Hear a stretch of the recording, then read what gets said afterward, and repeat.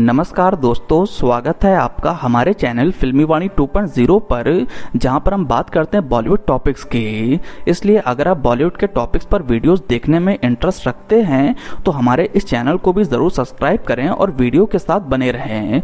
दोस्तों, जब भी कभी हम बॉलीवुड के पन्ने पलटते हैं तो हर दशक में कई एक्टर्स की एंट्री होती हुई नजर आती है और एक्टर्स का एक टाइम पीरियड सेट हो जाता है कि उस दशक का एक्टर है। खास तौर पर अगर बात करें 80 के दशक की, तो इस दशक की शुरुआत 4 बड़े एक्टर्स से हुई। अनिल कपूर, संजय दत्त, सनी देओल और जैकी श्रॉफ।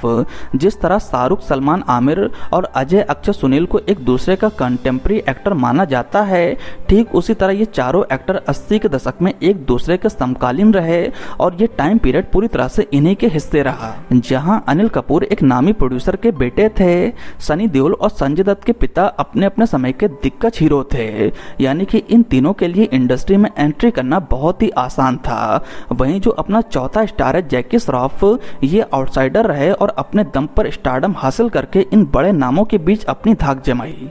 हीरो वो फिल्म थी जिसने जैकी श्रॉफ को ओवरनाइट स्टार बना दिया।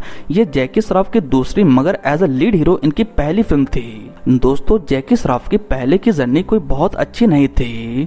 फाइनेंशियल इश्यूज के चलते इन्हें 11 ड्रॉप करना पड़ा। इसके बाद इन्होंने शेफ से लेकर फ्लाइट अटेंडेंट बनने की कोशिश करी और इन्होंने ट्रैवल एजेंट के तौर पर भी काम किया। इसी दौरान एक एडवर्टाइजमेंट एजेंसी के मैनेजर की नजर इन पर पड़ी और उसने इनसे फोटोशूट कराने को कहा। दोस्तों, उस फोटोशूट ने जैकी श्रॉफ के लिए मॉडलिंग का रास्ता खोल दिया। टॉल एंड हैंडसम पर्सनैलिटी और जो भी इन्हें देखता इनका मुरीद बन जाता। इस तरह जैकी श्रॉफ की एंट्री मॉडलिंग में हुई और इन्होंने उस दौरान कई सारे विज्ञापनों में काम किया। इसी बीच सुपरस्टार देवानंद साहब की नजर इन पर पड़ी और उन्होंने स्वामी दादा फिल्म में इन्हें पहला ब्रेक दिया। यूं तो ये एक बड़ा रोल नहीं था, लेकिन इस फिल्म के जरिए जैकी श्रॉफ की फिल्मों में एंट्री हो गई। इसके तुरंत बाद डायरेक्टर सुभाष घई ने जैकी श्रॉफ को अपनी फिल्म हीरो में as a lead hero cast कर लिया। फिल्म रिलीज हुई और ह्यूज ब्लॉकबस्टर रही। महज 3 करोड़ के बजट में बनी इस फिल्म ने 17 करोड़ की कमाई करी और इसी फिल्म से जैकी श्रॉफ ओवरनाइट स्टार बन गए और आने वाले कई सालों तक जैकी श्रॉफ डिमांड में रहे। दोस्तों, इनकी फिल्म हीरो उस साल की 3rd हाईएस्ट ग्रॉसर के तौर पर गिनी गई। उस साल नंबर 1 पर थी अमिताभ बच्चन की कूली, दूसरे नंबर पर थी सनी देओल की बेताब और तीसरे नंबर पर थी जैकी श्रॉफ की हीरो। यहाँ गौर करने वाली बात यह है कि इन दोनों फिल्मों से सनी देओल और जैकी श्रॉफ ने अपना डेब्यू किया था और इन दोनों एक्टर की फिल्में टॉप ग्रॉसर में शामिल हुई थी। दोस्तों, जैकी श्रॉफ को अपनी पहली फिल्म से ह्यूज स्टारडम मिला, मगर आज दूर से देखने पर मालूम पड़ता है कि जैकी श्रॉफ की फिल्मी पारी एज अ लीड हीरो ज्यादा बड़ी नहीं रही। इस बात को और अच्छे से समझने के लिए हम इन्हें सनी देओल, संजय दत्त और अनिल कपूर के कैरियर से कंपेयर करके इस चीज को बहुत अच्छे से समझ सकते हैं। बाकी तीनों एक्टर के कंपैरिजन में अगर हम जैकी श्रॉफ की सोलो हिट फिल्में ढूंढने की कोशिश करते हैं तो इसके लिए हमें बहुत जद्दोजहद करनी पड़ती है। इनकी फिल्मोग्राफी में भी हम साफ तौर पर देख सकते हैं कि अर्ली 90s के आसपास से इनकी सोलो हीरो के तौर पर पहचान कम सी होने लगी। ये या तो मल्टी स्टारर फिल्मों में सेकंड लीड करते हुए नजर आए या तो फिल्मों में हीरो के बड़े भाई बन गए। देखिए, जैकी श्रॉफ के कैरियर पर अगर हम नजर डालते हैं और बात करते हैं कि क्यों वे बाकी तीनों एक्टर के बराबर सोलो हीरो के तौर पर सक्सेसफुल नहीं रह पाए, तो इसका ये मतलब बिल्कुल भी नहीं है कि वे एज एन एक्टर फेल हुए। To be honest, Jackie Shroff ने बाकी तीनों एक्टर से ज्यादा काम किया है, वैरायटी भरे रोल्स किए और वेरियस लैंग्वेज की फिल्मों में काम किया। इनकी फिल्मोग्राफी में हमें हिंदी के साथ साथ तमिल, तेलुगु, मलयालम, कन्नड़ा, मराठी, गुजराती, पंजाबी, बंगाली, कोंकणी और इवन भोजपुरी जैसी भाषाओं की फिल्में शामिल हैं। दोस्तों, ये शुरू से ही एक वर्सटाइल एक्टर रहे और लीड रोल की तरफ कभी भी नहीं भागे। इन्होंने हर तरह के रोल्स करने के लिए हामी भरा और शायद यही आज एक बड़ी वजह है कि ये आज भी फिल्मों में बहुत ज्यादा बिजी हैं। हालांकि लीड एक्टर के तौर पर नहीं, सपोर्टिंग, नेगेटिव और कैरेक्टर रोल्स के तौर पर।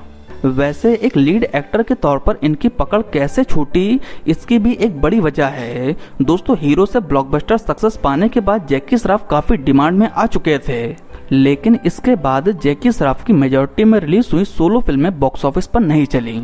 वहीं दूसरी ओर सनी देओल, जैकी श्रॉफ और अनिल कपूर जैसे एक्टर ने उस दशक में कई बेंचमार्क फिल्में दी। अगर हम बहुत जोर लगाकर भी जैकी श्रॉफ की हाईलाइटेड फिल्मों के बारे में सोचते हैं तो इसमें हमें हीरो, कर्मा, राम लखन, परिंदा, दूध का कर्ज, 100 डेज, सौदागर, खलनायक और रंगीला जैसी फिल्में देखने को मिलती हैं। इसमें से मैक्सिमम फिल्में मल्टी स्टारर थी, जिसका क्रेडिट दूसरे एक्टर ले गए। इस तरह लेट 90s तक जैकी श्रॉफ सेकंड लीड हीरो के तौर पर मशहूर हो चुके थे, जो अब फिल्मों में सनी देओल, अनिल कपूर, संजय दत्त और नाना पाटेकर के अपोजिट सेकंड लीड रोल करने लगे थे। दोस्तों 80 के दशक के हीरोज में जैकी श्रॉफ ने वही गलती करी जो 90s के दशक में सुनील शेट्टी ने करी थी। इसे गलती भी नहीं कह सकते। एक्टर्स बड़ा दिल करके दूसरे एक्टर्स की फिल्मों में छोटे छोटे रोल कर लेते हैं, मगर पॉइंट इज दैट कि सभी एक्टर ऐसा नहीं करते और अपने पीक टाइम में तो किसी को ऐसा करना भी नहीं चाहिए। आप देखिए तो जरा, इन्होंने संजय कपूर तक की फिल्मों में ऑटो ड्राइवर का रोल प्ले कर लिया। जैकी दादा बताते हैं कि इन्होंने अपने काम को लेकर ज्यादा सोचा नहीं, दिल को जो ठीक लगा इन्होंने कर दिया। बहुत सारा काम तो इन्होंने दोस्ती की खातिर में ही किया, मगर इन्हें शायद ये नहीं पता था कि इसका इनके कैरियर पर भी बुरा प्रभाव पड़ेगा। तो अपने पीक टाइम में इन्होंने मनी इन्वेस्टमेंट भी सही से नहीं किया। लेट 90s में जैकी श्रॉफ बैंकरप्ट हो गए। जब ये बैंकरप्ट हो गए तो इन्होंने उस दौरान मिथुन चक्रवर्ती वाली स्ट्रेटजी पकड़ी और कई सारी ऐसी फिल्मों में काम किया जो बी ग्रेड फिल्मों से बिल्कुल भी कम नहीं थी। रही कहीं कसर इन B grade type OT based फिल्मों ने पूरी कर दी और एक सोलो लीड हीरो के तौर पर जैकी श्रॉफ की क्रेडिबिलिटी पूरी तरह से खत्म हो गई। ट्रेड का ऐसा भी मानना है कि जैकी श्रॉफ ना तो रोमांटिक रोल्स में फिट हो पाते और ना ही कॉमेडी में। इंटेंस और एक्शन रोल्स में ये बहुत निखर कर आते, मगर उस समय तक एक्शन रोल्स के कई सारे विकल्प आ चुके थे। दोस्तों मेरा ऐसा मानना है कि जैकी श्रॉफ ने गर्दिश फिल्म में बहुत ही बेहतरीन काम किया। ये दिखाता है कि एज एन एक्टर उनमें कितनी प्रतिभा है, मगर उस समय तक इस तरह की एक्टिंग को ज्यादा अप्रिशिएट नहीं किया जाता था। जैकी श्रॉफ का एक्सेंट भी ऐसा था जो लार्जर ऑडियंस को पसंद नहीं आता था। जहाँ सभी एक्टर फिर वो कहीं से भी बिलोंग करते हों, वो प्रॉपर हिंदी में बात करते, लेकिन आज 4 दशक के बाद भी जैकी श्रॉफ टपोरी लैंग्वेज का यूज करते हैं, जिसके चलते टियर 1 और टियर 2 सिटीज में भी इन्हें ज्यादा सपोर्ट नहीं मिला। अर्ली 90s में अजय देवगन, सुनील शेट्टी, अक्षय कुमार और शाहरुख खान, सलमान खान, आमिर खान जैसे एक्टर आ चुके थे। 80 के दशक के इनके समकालीन एक्टर तो थे ही, जिसके चलते जैकी श्रॉफ को उतने मौके भी नहीं मिल पाए। अर्ली 2000 के बाद जैकी श्रॉफ अपनी एक्टिंग में और वेरिएशन लेकर आए। अब ये पॉजिटिव, निगेटिव, साइड हीरो और इवन फादर तक के रोल करने शुरू कर दिए। ये इनकी सेकंड इनिंग मानी गई और ये आज भी फिल्मों में पूरी तरह से एक्टिव हैं। बॉलीवुड ही नहीं, देश की अलग अलग इंडस्ट्रीज में जैकी श्रॉफ को कास्ट किया जाता है। भले सोलो हीरो ना सही, मगर एक अच्छे अभिनेता के तौर पर जैकी श्रॉफ ने लंबी पारी तय करी है। ये रहा जैकी श्रॉफ पर हमारा एक डेडिकेटेड वीडियो। आपको जैकी श्रॉफ कैसे लगते हैं और इनकी कौन सी फिल्म आपको सबसे ज्यादा पसंद है, नीचे कमेंट सेक्शन में जरूर बताएं। साथ ही साथ नेक्स्ट अब आप किस एक्टर पर वीडियो देखना चाहते हैं ये भी नीचे कमेंट सेक्शन में जरूर लिखें। अगर आपको मेरा वीडियो पसंद आया हो तो प्लीज लाइक करें, कमेंट करें और मेरे चैनल को सब्सक्राइब करें।